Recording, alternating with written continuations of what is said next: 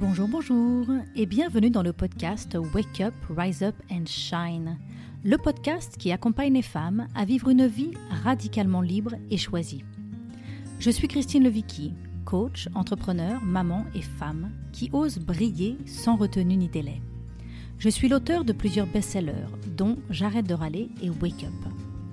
Je crois profondément que nous pouvons, nous les femmes, nous construire une vie radicalement libre et choisie, bien loin des diktats, des idées reçues et des conditionnements.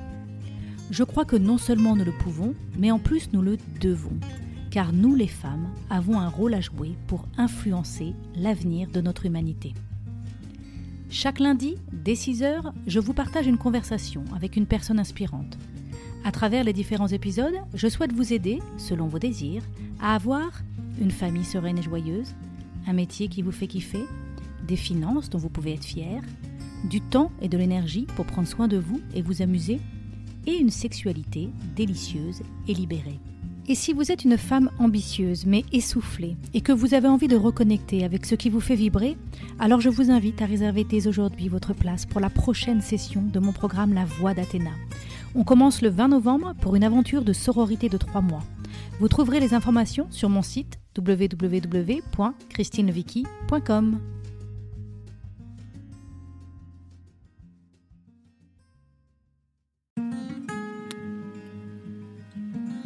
Bonjour et bienvenue dans le podcast Wake Up, Rise Up and Shine, le podcast à écouter avant de commencer votre journée. Je suis Christine Levicki, auteure des best-sellers J'arrête de râler et Wake Up, et à travers ces différents épisodes, je souhaite vous partager de nouvelles perspectives. De l'inspiration bien évidemment, mais aussi des actions concrètes pour vous permettre de vivre la vie que vous avez choisie. Avant de commencer ma conversation avec mon invité aujourd'hui, je voudrais prendre le temps de vous annoncer l'ouverture des inscriptions pour mon programme La Voix d'Athéna. Pendant 12 semaines, je vais vous accompagner à réveiller vos super pouvoirs féminins, à faire la paix avec votre corps et avec votre sexe, et vous déployer sans retenue ni délai. J'ai l'intime conviction que la connexion à notre être sexuel peut être une clé puissante pour développer notre magnétisme, notre impact et notre créativité. Vous trouverez leur lien pour découvrir le programme et réserver votre place dans les notes de cet épisode. Je me réjouis vraiment d'accompagner les femmes qui vont oser franchir le pas de réserver leur place. Aujourd'hui, nous allons parler de plaisir et de sexe avec mon invitée June Pla. June est originaire de Marseille et travaille dans le jeu vidéo en tant que character designer. June ne mâche pas ses mots et le dit ouvertement, elle aime le sexe. Mais le problème, c'est que le sexe souvent l'ennuie et que le mouvement MeToo a bien révélé qu'il y a plein de choses à faire pour progresser sur le sujet.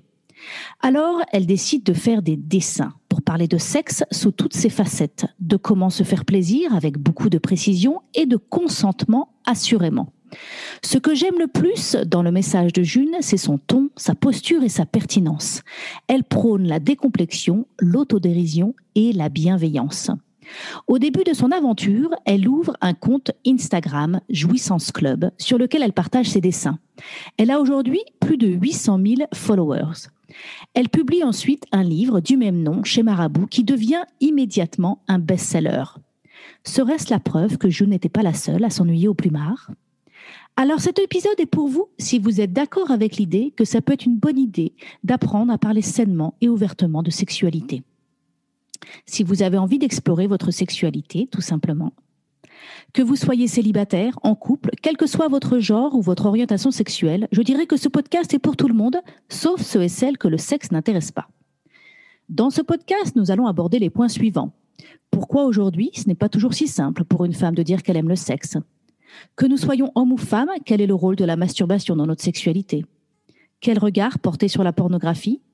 Qu'est-ce que le consentement et pourquoi ce sujet est aujourd'hui plus qu'important ?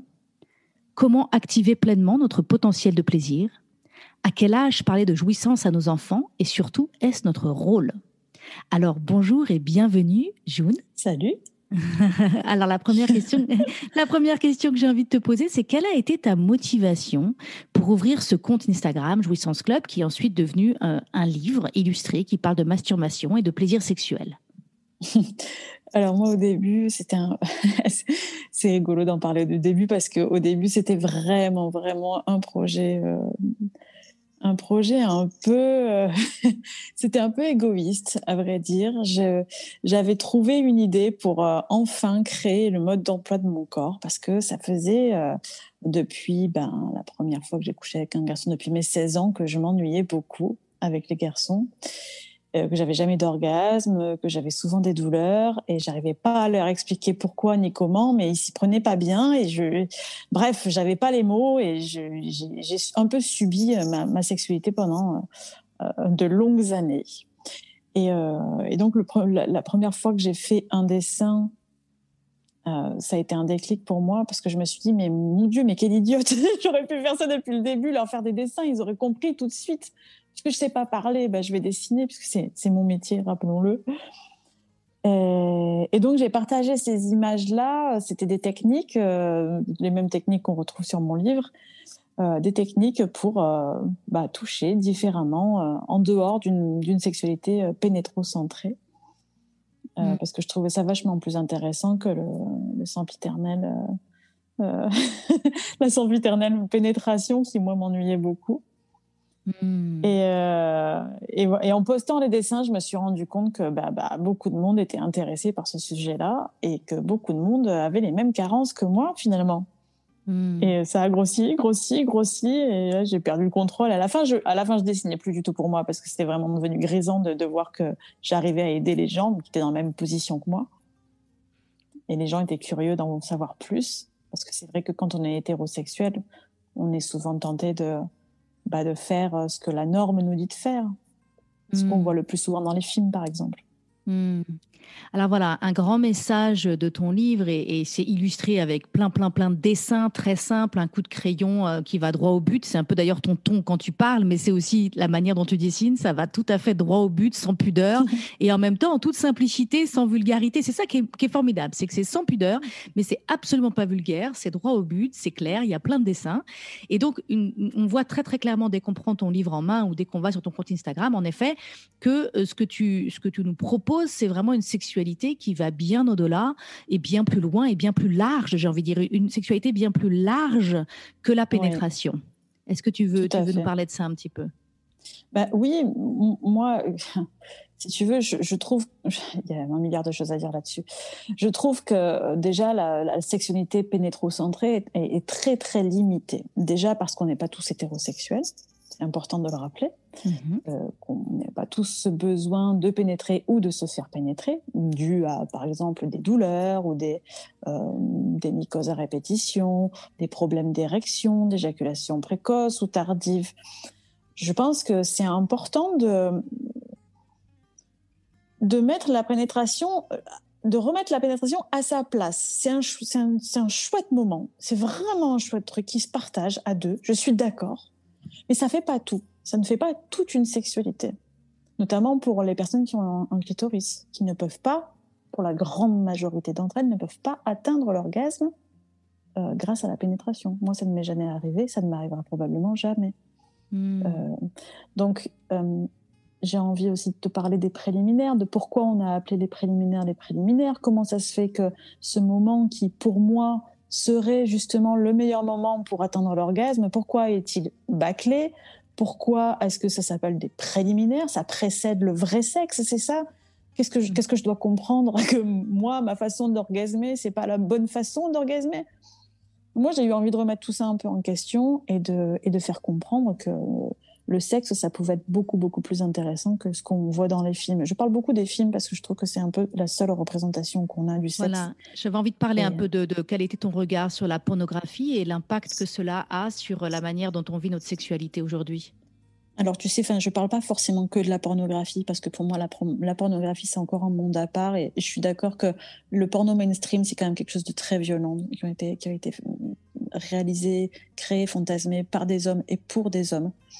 Et c'est encore un milieu qui est très exacerbé. C'est du sexe, c'est un peu, tu sais, des cascadeurs du sexe, quoi. Donc, pour moi, c'est encore un sujet à part. Moi, ce qui m'embête le plus, limite, ce sont les films à la télé, dans les séries, qui eux aussi ont été, pour la majeure partie d'entre eux, réalisés par des hommes. Et ces hommes-là nous imposent leur vision de la sexualité, nous imposent une vision qui est pour moi complètement étriquée et basée sur leur plaisir à eux. On voit à répétition des couples hétérosexuels pratiquer le coït en permanence. Hein, ça n'y loupe pas. Hein. Des fois, il se passe un truc en dessous de la culotte, mais non, je vois rarement de cunnilingus ou de fellation au cinéma. Bon, bref, on passe tout de suite à la pénétration et bim, ils arrivent tous les deux à l'orgasme simultanément. Mais moi, ça m'a mis mal pendant des années parce que je me sentais vraiment pas normale de ne pas y arriver. Mais j'étais pas la seule, en fait. Et à force de voir ces images et à se dire qu'en fait, c'est comme ça qu'on fait l'amour, on se sent anormal, on se sent mal dans notre peau, on n'ose pas dire à l'autre qu'on n'a jamais eu d'orgasme parce que c'est comme ça qu'on est censé en avoir. Enfin, ça crée des complexes et Moi, ça m'a tué ma sexualité. Ça m'a tué ma sexualité. Et donc, d'un côté, on a les images du coït et toutes ces représentations qui sont faites avec ce qu'on appelle le male gaze, hein, le regard de l'homme. Et de l'autre côté, on a aussi ce stigma de une femme, tu le dis toi-même, hein, dire ouvertement que tu aimes le sexe, c'est pas simple parce que il y a un peu ce commun accord qu'une femme qui aime le sexe, ça fait désordre, ça fait salope. Tu dis voilà, ça fait désordre, ça fait salope, c'est porteur de maladies sexuellement transmissibles, ça se fait pas. Est-ce que tu veux nous parler un petit peu de ça? Mais ça encore, c'est une histoire de male gaze. On nous a, la société a défini que une femme, ça devait être soit une salope ou une pute, ou ce que tu veux, quelqu'un au service du plaisir masculin, un peu salope, tu sais, qui monte ses seins, qui monte ses fesses. Ou alors, une bonne femme, une bonne maman, qui est pour le coup dénuée de sexualité, complètement... il n'y a pas de nuance. Hein. Il faut être soit Marie couche-toi là, soit Marie-Thérèse. Donc, moi, je ne suis pas du tout d'accord, encore une fois, avec cette vision des choses-là. Il y a beaucoup plus de nuances sur Terre. La preuve en est, c'est que moi et mes amis et toutes les femmes que je côtoie sont des femmes formidables et complètement respectables, quel que soit leur style, quelle que soit leur religion, quelles que soient leurs envies. Et j'ai envie que les femmes se réapproprient leur corps et leur désir et leur sexualité et qu'elles arrivent à le crier haut et fort. Parce que, et c'est ça aussi le female gaze, c'est d'arriver à faire en sorte de montrer que la sexualité, ce n'est pas sale. Au contraire, c'est ce que font toutes les féministes aujourd'hui sur Instagram. Elles montrent une sexualité bien plus belle, bienveillante et respectueuse de l'autre et de soi-même que ce que les hommes ont fait pendant des millénaires. Et je trouve ça très beau. Je trouve ça très beau de rétablir enfin la balance et de laisser les femmes parler enfin de leur propre corps. Elles-mêmes, de leur propre corps, oui. Alors, à travers ton livre, hein, on a vraiment une invitation à la masturbation, à apprendre à connaître son propre corps. Alors, j'ai plusieurs choses sur ce sujet. Déjà, j'accompagne actuellement un groupe de femmes dans un programme qui s'appelle La Voix d'Athéna. Et dans ce programme, on parle entre autres de sexualité, notamment de masturbation. Et la grande majorité des femmes sont tombées d'accord pour dire qu'il faudrait trouver un autre mot pour parler de masturbation, comme si ce mot portait sur lui le fardeau de la saleté et de la honte. Qu'est-ce que tu en penses de ce mot? Ça m'étonne pas du tout. C'est pas la première fois qu'on me le dit. Alors moi, ce mot ne me dérange pas du tout, mais je comprends qu'il puisse dégoûter. Encore une fois, ce sont des mots qui ont probablement été utilisés par des hommes pour des hommes. Et peut-être qu'en utilisant un autre mot, comme des caresses, se toucher soi-même, se faire l'amour soi-même, trouver d'autres termes qui nous mettent plus à l'aise, en fait. Encore une fois, et même se réapproprier le langage du sexe. Pourquoi pas? Pourquoi pas? Oui, on était venu avec le mot s'effleuriser. On n'a pas encore trouvé ou s'électriser ou se plaisirer. Enfin, on cherchait des mots. On a fait tout un brainstorm. On a eu une conversation sur Facebook, dans notre groupe Facebook, qui a duré, je sais pas, une 40aine de commentaires. Tout le monde était passionné à essayer de trouver le nouveau mot pour la masturbation.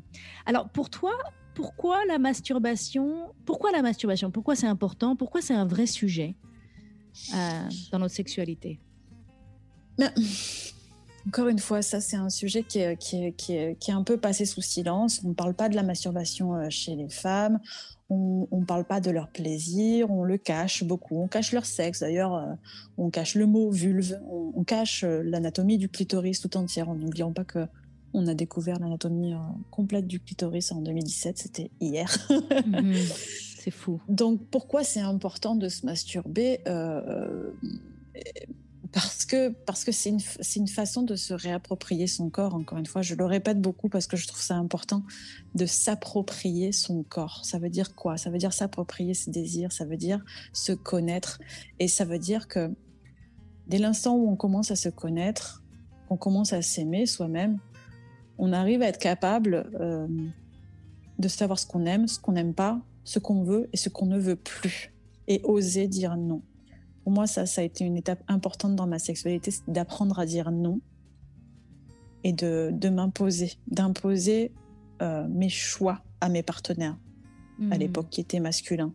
C'est ce qui n'a pas été facile, attention. Je ne dis pas que toute la responsabilité pèse sur la femme de mener la danse, tout ça, c'est pas du tout ce que je suis en train de dire. Mais je trouve ça très, très difficile quand on est une femme de dire non. Et de ne pas accepter des choses qui font mal ou qui font peur. C'est des choses auxquelles on se résout assez facilement. Voilà. Il y a beaucoup de tolérance. Il y a beaucoup de tolérance. Il y a beaucoup de tolérance malgré la douleur, malgré tout ça. Et on fait des choses qu'on n'a parfois pas envie de faire pour faire plaisir, parce qu'on est altruiste, parce qu'on est gentil, parce qu'on est douce, parce qu'on ne va pas embêter l'autre avec son ego. Parce qu'on a peur de ne pas être aimé aussi. On se dit, il faut passer par là. Lui, il en a besoin. Ou voilà, l'autre en a besoin, donc je dois le faire. Et c'est vrai que... Oui, c'est ça. On est très dans la... J'ai l'impression qu'il y a vraiment, que sur tout particulièrement, je veux pas exclure les hommes, mais en tout cas les hommes qui nous écoutent peuvent peut-être mieux comprendre les femmes. Et je dis pas que ce que je vais dire ne concerne pas les hommes, mais j'ai remarqué que les femmes, notamment celles qui sont devenues mères, on met tellement d'énergie et d'attention à s'occuper des autres, de leurs enfants, de leurs progénitures, de leurs conjoints, de leur famille, mais aussi ça s'étend de leurs collègues, de leurs voisins, de leurs amis, de leur famille. Enfin voilà, on a tellement une attention à l'extérieur de nous qu'on a perdu la connexion avec nous-mêmes, en fait, avec notre intériorité. Et du coup, on ne sait plus honorer, entendre, ressentir nos oui et nos non. Et donc, nos vrais oui, d'un côté, on n'ose pas honorer nos vrais oui. Comme toi, tu as su le dire, ça a été dur pour toi d'oser dire j'aime le sexe. Pour une femme, d'oser dire j'ai envie de sexe, là, tout de suite, maintenant, ou là, d'oser honorer nos élans et nos désirs, en fait. Donc ça, déjà, c'est très dur parce qu'on l'a dit tout à l'heure, la femme va être considérée comme une salope, ça se fait pas. Voilà, on nous a tellement appris qu'on doit dire oui aux avances de notre partenaire, mais nous, on n'est pas censé être celle qui fait des avances. Donc, savoir honorer nos oui et connaître notre corps. Effectivement, quand on connaît pas notre corps et qu'on n'a pas expérimenté, souvent, on n'a pas appris à savoir ce qu'on aime, à savoir réveiller le plaisir en nous, à se laisser traverser, à faire de la place pour ses désirs. Donc, il y a vraiment faire de la place pour nos oui. Et puis, il y a aussi réapprendre à honorer et à respecter nos non. Et savoir, en fait, naviguer entre les deux.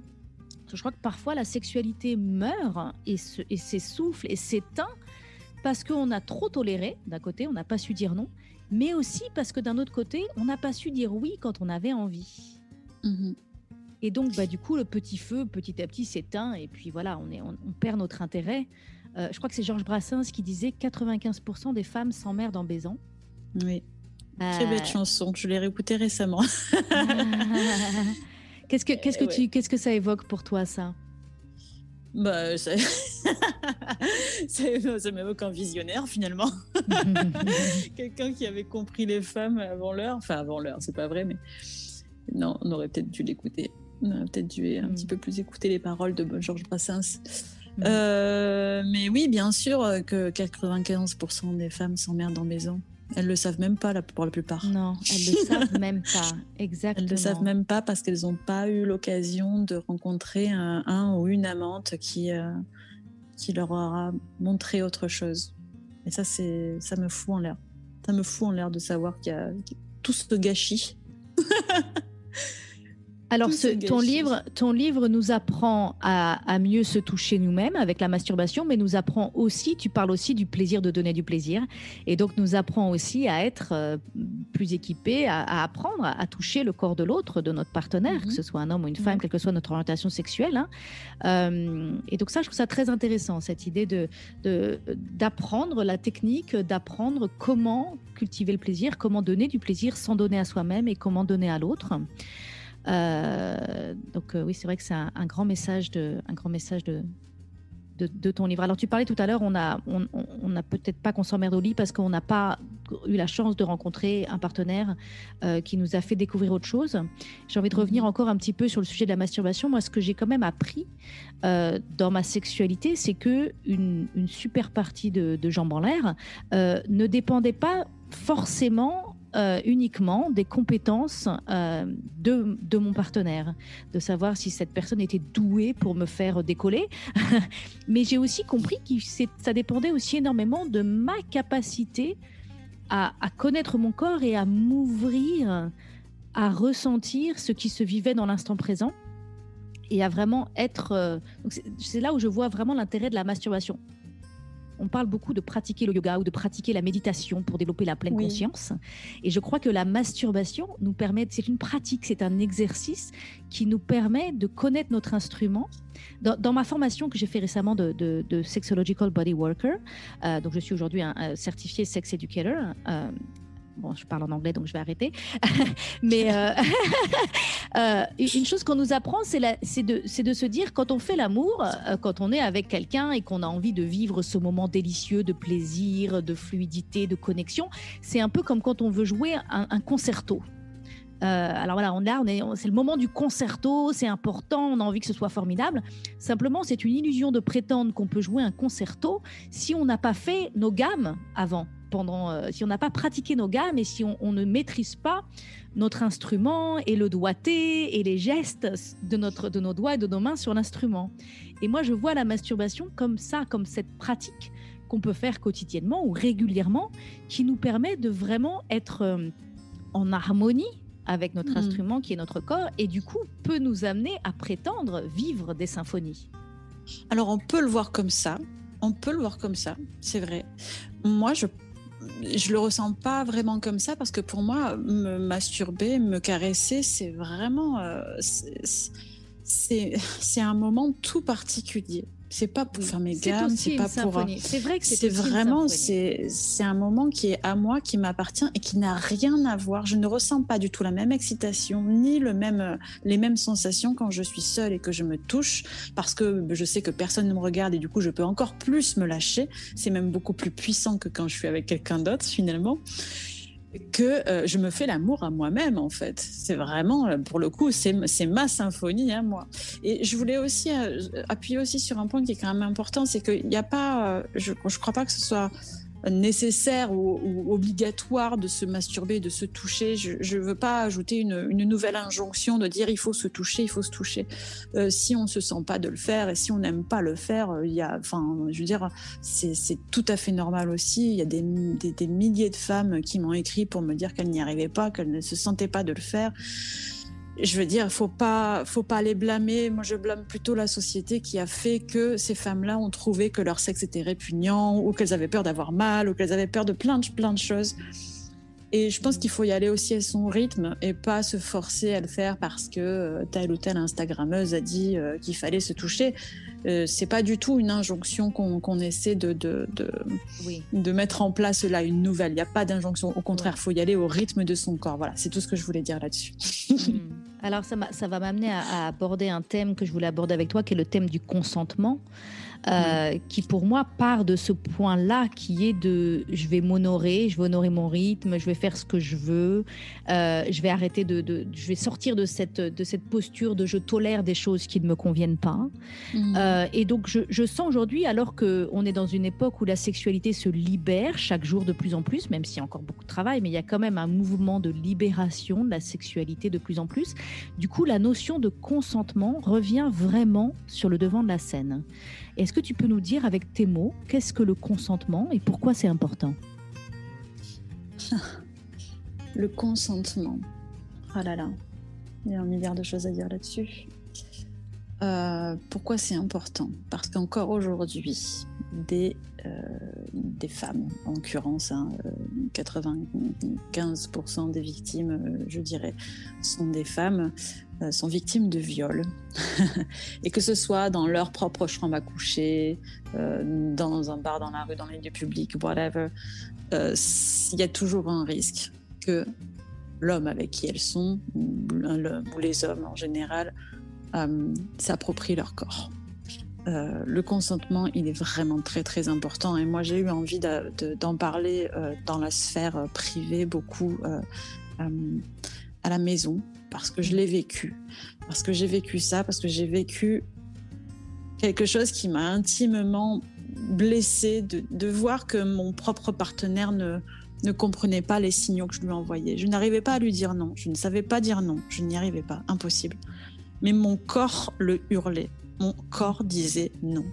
Et pourtant, toutes les 2 semaines, rebelote, on faisait l'amour, il faisait l'amour, et puis moi je le laissais faire, et j'avais mal, et je pleurais, et ça se terminait. Pour moi, le consentement, c'est important parce que on a... Je ne sais pas comment le dire simplement sans rentrer dans le drama, mais se sentir violé, il n'y a rien de pire en fait. Il n'y a rien de pire que ça. Et se sentir violé en plus par son propre partenaire, c'est abominable. C'est abominable. Je crois que depuis que je ne suis plus hétérosexuelle, depuis 1 an environ, je n'ai jamais vécu ça de toute ma vie. Les partenaires avec qui je suis comprennent, sans même que je dise quoi que ce soit, que je n'ai pas envie. Elles le comprennent parfaitement. Et j'aimerais, et ce serait merveilleux, qu'on éduque les jeunes garçons, les hommes, à comprendre ces signaux-là aussi bien que les femmes. C'est pourtant pas compliqué en fait. Il y a vraiment, il y a plein de choses à... C'est vraiment pas compliqué. Il y a les signaux du corps et du cœur, et il y a aussi apprendre aux hommes et aux femmes, et aux garçons et aux filles, à ce que la question du consentement, est-ce que tu as envie, est-ce que c'est ok pour toi, est-ce que je peux te toucher, est-ce que je peux te caresser, est-ce que je peux t'embrasser, est-ce que c'est ok si t'étais ok pour que je te touche le cou, est-ce que c'est ok pour que je te touche les seins, est-ce que c'est ok pour qu'on passe à l'étape d'après, et que ça devienne c'est d'ailleurs un thème que tu abordes dans ton livre, la communication. Qu'on apprenne à parler de sexe, et qu'on apprenne à comprendre que demander, de la même manière qu'on n'arrive pas chez quelqu'un et on ne prend pas sa voiture sans lui demander est-ce que je peux prendre ta voiture. Exactement. D'apprendre, et que ça devienne une règle de politesse normale en fait, de savoir parler de sexualité, de savoir demander, et de comprendre aussi que le consentement, il y a vraiment une règle du consentement, c'est quelque chose qui doit être constamment renouvelé. C'est pas parce que hier je t'ai laissé prendre ma voiture que j'ai envie de te laisser prendre ma voiture aujourd'hui. Hier ça m'allait, j'en avais pas besoin. Hier j'étais de bonne humeur, j'avais envie de te prêter ma voiture. Mais c'est pareil, le consentement, c'est de savoir que ça se renouvelle. C'est pas parce que hier je t'ai dit oui qu'aujourd'hui je te dis oui encore. Et ça c'est très très vrai, notamment dans les couples. C'est pas parce qu'on a fait l'amour la semaine dernière, c'est pas parce que ça fait 10 ans qu'on fait l'amour que j'ai envie de faire l'amour cette semaine. Voilà, donc le consentement, ça se renouvelle. Ça peut être évoqué à tout moment. C'est-à-dire que je peux te dire oui, et puis au bout d'un quart d'heure te dire en fait non. Non. Voilà. Et ça, c'est ok. Et d'apprendre à ne pas d'apprendre que le consentement, ça peut être très sexy. Dans le sens où, si je sais que l'autre me dit oui, et si je sais et la valeur de son oui n'a de la valeur que si je sais qu'il peut me dire non. Oui. Si la personne me dit oui, mais qu'elle n'a pas été capable de me dire non, et du coup, si la personne me dit oui, mais quel cadeau, c'est formidable, elle a vraiment envie, ou il a vraiment envie, parce que ça va dans les deux sens, le consentement quand même. Ça veut dire qu'on a un vrai oui des deux. Ça, c'est super sexy de se dire l'autre a vraiment envie de moi. Mais je suis tellement d'accord avec toi. Je te dis depuis 1 an que je suis, on va dire que je suis lesbienne. Je suis pas sûre de mon coup, mais non, mais j'aime pas mettre des étiquettes, parce que peut-être que je suis pansexuelle, peut-être que je suis bisexuelle, j'en sais rien. Là, pour l'instant, je ne fréquente que des femmes. Tout ce que je vois, c'est que oui, c'est sexy, c'est encore plus beau, c'est encore plus sexy, c'est encore plus excitant. La personne n'a pas à me poser des questions toutes les 2 minutes pour savoir si elle peut me toucher le cou ou quoi que ce soit. Elle me pose une question, elle observe ma réaction, et si en plein milieu, je n'ai plus envie, que je lui pousse légèrement la main, la personne s'arrête. Mais c'est magique, en fait. Ouais. C'est magique. Juste ce simple geste, je trouve ça magique de pouvoir faire confiance en plus du coup à l'autre, de se dire et elle ne va pas dépasser les bornes si elle voit que moi je ne suis plus du tout confortable, je ne suis même pas obligée de parler. Parce que je sais que les gens peuvent être très embêtés de devoir parler, de communiquer. Je sais à quel point c'est très difficile de communiquer pendant qu'on fait l'amour, de se regarder dans les yeux pendant qu'on fait l'amour. Il y a toujours une espèce de gêne pour les gens et je peux comprendre. Mais il y a la gestuelle qui est tellement, mais qui hurle des signaux, mais pas possible. Maintenant, il va falloir apprendre à se regarder aussi. Voilà.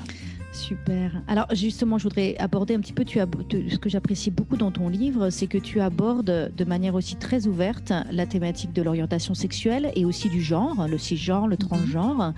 Et je remarque que ce sont quand même des thématiques, alors on a fait énormément de progrès sur l'orientation sexuelle, on accepte maintenant beaucoup plus facilement le fait que les gens sont d'être lesbiennes, d'être homosexuels. Est-ce que tu peux aussi nous parler un peu de la thématique du genre, qui est quand même quelque chose où on a encore des résistances, des incompréhensions.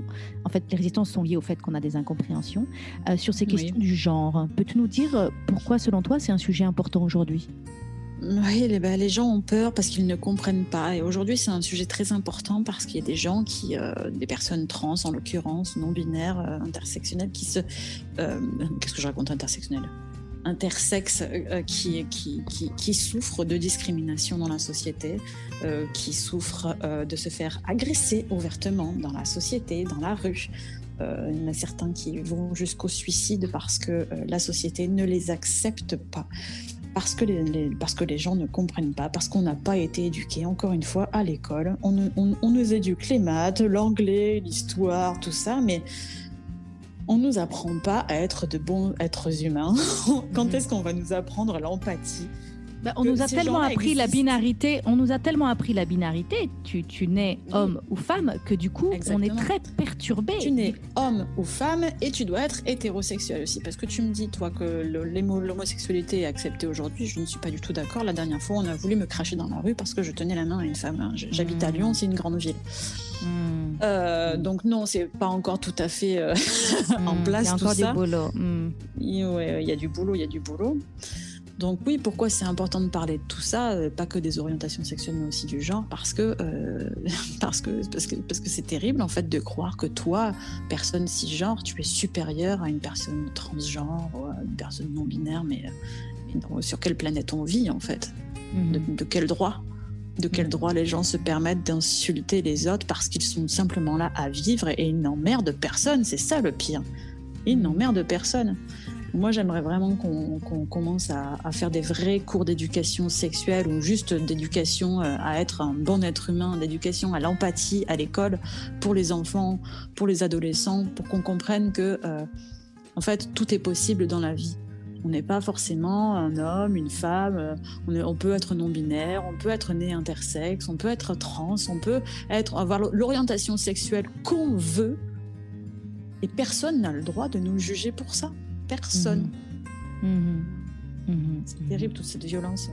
J'invite les auditeurs qui sont relativement nouveaux sur ces thématiques à regarder. Il y a des vidéos sur YouTube, il y a des ressources. Notamment, moi, j'ai été énormément éclairée quand j'ai découvert cette notion de intersexe que je ne connaissais pas et de savoir qu'il y a littéralement des personnes qui naissent avec une anatomie qui ne rentre pas dans la case de ce qu'on pourrait dire de la base sur laquelle on se met pour dire qui est homme et qui est femme. Ni mâle ni femelle, voilà. Et qui sont des bébés qui sont en général mutilés dès la naissance pour, tu sais. Voilà. Oui, ça aussi, c'est très rigolo. On mutile les bébés intersexes pour que leur sexe ressemble soit à une vulve, soit à un pénis. Mais on ne pourrait pas les laisser tranquilles, ces bébés. Non, voilà, exactement. Non. Donc là, il y a vraiment, moi, ça m'a ouvert, ça m'a vraiment sorti de la binarité de voir ça. Et sorti de ce schéma qui était en fait un schéma purement sociétal. Faut cocher la case homme ou femme sur le certificat de naissance et après on coche cette case toute notre vie, malheureusement. Et voilà, c'est passionnant. Je vous invite à écouter ça. Alors, le temps passe. J'ai encore quelques questions que je souhaiterais te poser. J'aimerais qu'on parle un petit peu quand même du clitoris.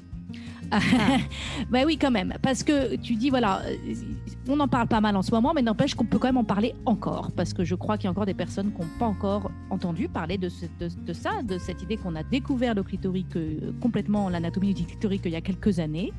Qu'est-ce que tu voudrais nous dire sur le clitoris? Bon, déjà, le clitoris, il a été découvert au XVIe siècle. Et bon, il a été passé sous silence au fil des siècles. En fait, on l'a redécouvert tous les 6 siècles, bref. Et en 2017, on ne sait pas pourquoi. Ah ben si, on sait pourquoi. Grâce au travail de Odile Fillot, qui est une chercheuse indépendante, qui m'a d'ailleurs beaucoup aidée dans mon livre. Grâce au travail d'Odile Fillot, qui a modélisé le clitoris en 3D. C'est un truc que maintenant on peut télécharger sur Internet, le modèle en 3D, et se le faire imprimer en 3D chez soi, quand on a une imprimante 3D. Elle a démocratisé le clitoris. La véritable anatomie du clitoris, du coup, est sortie comme ça de nulle part. Grâce à Internet, en plus, ça a fait le tour du monde. Un manuel scolaire a décidé de l'intégrer dans ses schémas anatomiques, ce qui est quand même une première. Moi, ça me parle parce que c'est un peu comme un début de révolution, si tu veux, mais en même temps, ça me met très en colère de voir qu'à peine en 2017, on a enfin osé parler de cet organe qui, pour les personnes en possédant un, est quand même super important.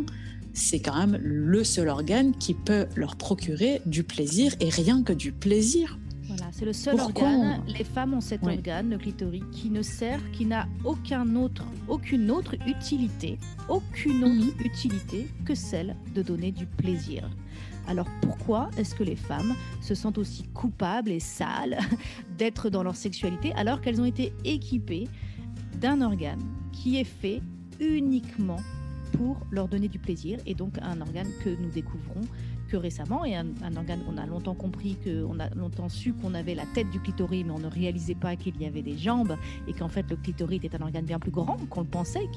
Il mesure entre 9 et 13 cm. Voilà. C'est l'organe homologue du pénis. Voilà, et que l'intégralité... Oui. Je t'écoute. C'est l'organe homologue du pénis, c'est exactement le même organe, il est fait exactement de la même manière. Seulement, voilà, on a vu le pénis dans les manuels de SVT, mais pas le clitoris. Allez savoir pourquoi. Male gaze ou pas male gaze? Voilà, et donc qu'est-ce qui devient possible pour une femme quand elle a conscience de où est son... Parce que il y a un autre sujet qu'on va pas avoir le temps de développer, mais ce qui se passe, c'est qu'on a tellement renié la sexualité des femmes que les femmes ont très très peu de connexion neuronale entre leur sexe et leur cerveau. En fait, elles ne connaissent pas leur sexe. Et quand je dis qu'elles ne le connaissent pas, c'est qu'elles ne le connaissent pas en termes de savoir, mais même en termes de connexion neuronale. Et donc, qu'est-ce qui devient possible pour une femme quand elle apprend à connaître et donc à construire des connexions neuronales entre son clitoris et son cerveau? J'ai envie de te dire du plaisir et des orgasmes. Plaisir, du coup, la femme s'emmerde moins au lit, quoi. Voilà. Plaisir et orgasme, pour moi, c'est la même chose exactement que de prendre soin de son corps en faisant du sport, en mangeant équilibré, en faisant de la méditation ou du yoga. C'est exactement la même chose. Et d'ailleurs, après un orgasme, tu peux vite te rendre compte que c'est un peu les mêmes sensations, c'est les mêmes hormones qui se dégagent finalement qu'après avoir fait du sport, par exemple. Oui, et que la méditation. Et que la méditation, exactement. Et ça fait beaucoup, beaucoup de bien au corps, ça fait beaucoup de bien du coup à la tête, à l'esprit, et le sexe, c'est la vie. Voilà. Et la médecine chinoise et la science du Tao nous fait la liste de tous les bénéfices en termes de santé et en termes de spiritualité, de vivre des orgasmes et de vivre une sexualité entière et épanouie. Alors, j'ai encore 2 questions que je souhaiterais te poser. La première, c'est qu'est-ce que tu recommanderais? J'ai beaucoup de mes auditeurs qui sont des parents. À quel âge parler de jouissance, de plaisir à nos enfants et notamment à nos filles, et comment le faire? Et puis, est-ce que c'est notre rôle en tant que parents de parler de ça en fait? Moi, comme je considère que ce n'est pas un sujet tabou, je vais assez facilement en parler avec mon fils. Il a 5 ans Donc moi déjà, ce que j'ai commencé à mettre en place à la maison, c'est d'arrêter de dire zizi, zézette ou foufou ou je sais pas quoi. C'est pénis et vulve, comme on dit le nez, comme on dit la main, comme on dit un pied, on nomme correctement nos organes et puis c'est comme ça. Et il me pose des questions, moi. Il me pose pas mal de questions. Qu'est-ce que je suis censée faire? Je vais pas lui mentir. Comment on fait les bébés? Je vais lui expliquer. Je vais lui expliquer sans rentrer dans les détails. Je vais lui expliquer que son sexe est le mien, ou qu'un vagin, ou qu'une vulve, qu'un pénis, c'est pas fait que pour faire pipi, c'est aussi pour avoir du plaisir. Il faut être attentif aussi. J'essaie de commencer aussi un peu à lui parler de consentement. Pour un enfant de 5 ans, c'est ouais, il y a quelque chose, c'est délicat parce que, j'essaie de lui faire comprendre que aucun adulte n'a le droit de toucher, par exemple, à son corps, mis à part le docteur ou moi, si jamais il y a un souci. Mais je repense au consentement quand on était forcé à faire la bise à tonton et à tata qu'on connaissait pas. Mais c'est ça exactement, ça part de là. Ça part de là. Ça part de là, si tu sais que ton corps t'appartient pas et que les gens peuvent en faire ce qu'ils veulent, te toucher, non en fait. Puis il faut leur apprendre aussi à faire pareil. Non, si tu laisses la petite fille tranquille, elle ne veut pas de bisous, tu arrêtes. Voilà. Tu es punie maintenant, voilà. Non, je plaisante, mais non, pour moi, je trouve ça bien d'en parler à tout âge. Il faut juste arriver à adapter le langage sans aller trop loin. Dès la petite enfance, je crois que les enfants commencent vraiment à ressentir un début de plaisir vers l'âge de 4 ans. Donc, pourquoi le cacher en fait? Pourquoi le cacher? Ce n'est pas sale. Non, c'est même très agréable. Oui. Alors, on parle beaucoup en ce moment de sexualité, de sexe. Il y a beaucoup de livres qui parlent du clitoris. Il y a ton livre qui est un énorme best-seller, Jouissance Club. Et donc, c'est formidable parce que ça nous permet de nous éduquer et ça nous permet de lever les tabous. Ça, c'est vraiment super et c'est important. Mais quelle est la place de l'intime dans tout ça? Est-ce que en parler trop, ça peut enlever la magie du sexe? Pourquoi? Non, je crois pas. En ce qui me concerne, j'en ai trop parlé, c'est vrai, parce que c'est vraiment devenu mon métier et pour le coup, ça m'a un peu cassé ma sexualité, mais c'était aussi surtout parce que j'avais des partenaires masculins qui ne s'intéressaient pas à mon projet et c'est peut-être pour ça que j'ai plus envie de faire l'amour à un moment donné en plein Jouissance Club. Mais trop parler de sexe, non, pourquoi on parlerait trop de sexe? Est-ce qu'on parle trop de nourriture?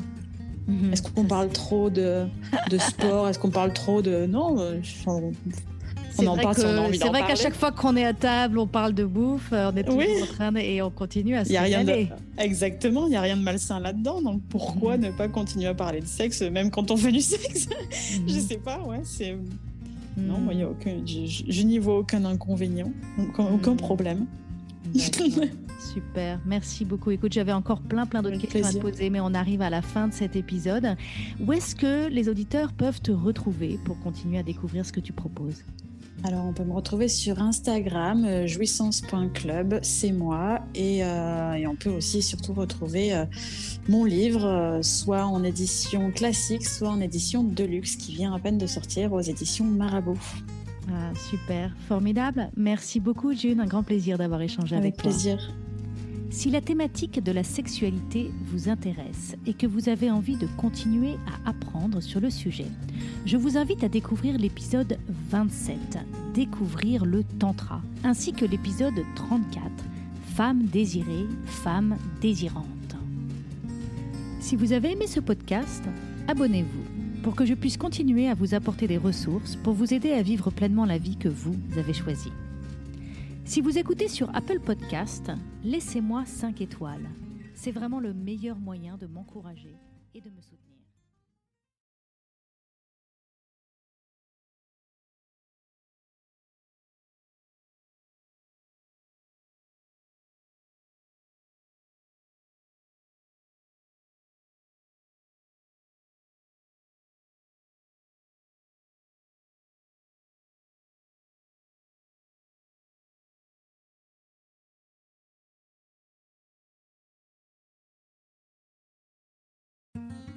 Si vous avez aimé ce podcast, abonnez-vous pour que je puisse continuer à vous partager des ressources pour vous aider à vivre une vie radicalement libre et choisie. Je vous invite à mettre 5 étoiles sur Apple Podcast ou sur votre plateforme préférée. C'est vraiment le meilleur moyen de me soutenir. Vous pouvez aussi partager l'épisode que vous venez d'écouter avec votre entourage si vous pensez que cela pourrait les intéresser. Et si vous avez envie d'aller plus loin, j'ai créé un programme vidéo sur 5 jours gratuit pour vous aider à ne plus vivre votre vie à moitié endormie. Vous le trouverez sur mon site www.christinelevicky.com. À bientôt pour un nouvel épisode.